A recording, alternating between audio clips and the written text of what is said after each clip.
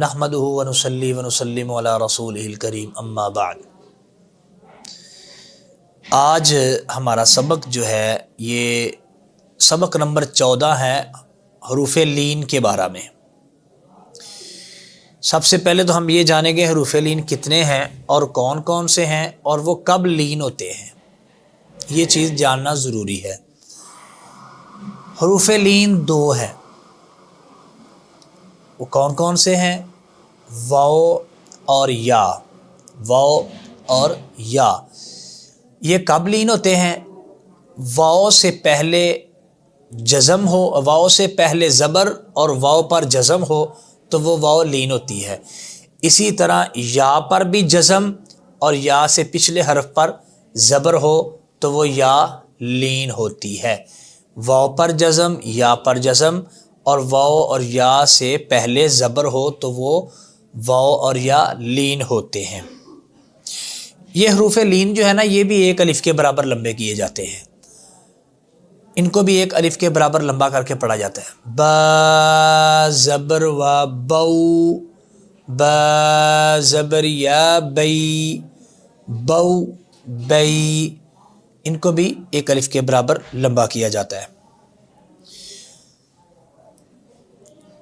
اور اس تختی کو بھی پڑھتے وقت آپ نے یہی خیال رکھنا ہے، موٹے حروف کو موٹا پڑھنا ہے، باریک کو باریک پڑھنا ہے، سیٹی والے کو سیٹی کے ساتھ پڑھنا ہے۔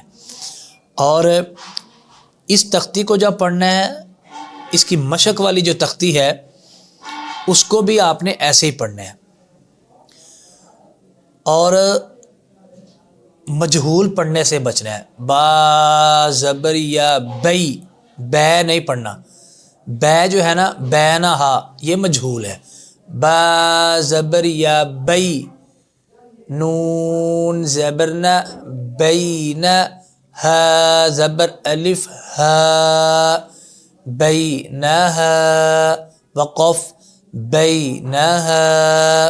جس لفظ کے آخری حرف پر حروف مدہ میں سے الف آ جائے گا تو اس کا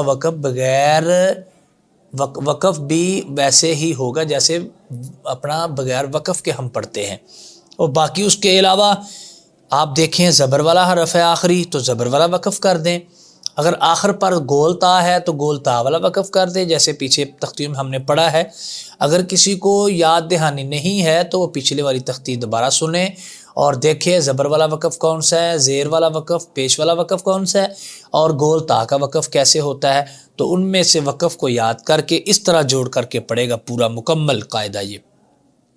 اور یہ اپنا اسی طرح جب واو پڑھنا ہے یا یا پڑھنا ہے تو مجہول نہیں پڑھنا، با زبر یا بے نہیں پڑھنا۔ یہ آخری لفظ ہے ایک، تو اس میں بھی ہم نے دیکھنا ہے کہ مجہول نہ پڑھا جائے۔ یا زبر واو یو، یو نہ پڑھا جائے، یو نہیں، یو۔ میم زبر یا مئی، مئی پڑھنا ہے، میں نہیں، یو میں نہیں۔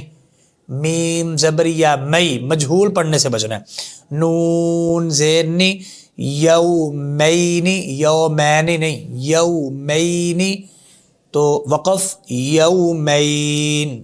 یہ ہے ہمارا حروف لین کا سبق، تو اس کو بھی آپ نے اچھی طرح مشق کرنا ہے۔ سامعین، ناظرین، پیارے بچوں، بار بار پڑھنا ہے تلفظ کے ساتھ، ادائیگی کے ساتھ۔ جہاں نہ پتہ چلے وقف کیسے کرنا ہے، پیچھے والی تختیوں سے رہنمائی لیجیے گا۔ اللہ تعالی ہمارا حامی و ناصر ہو۔ والسلام ورحمۃ اللہ وبرکاتہ۔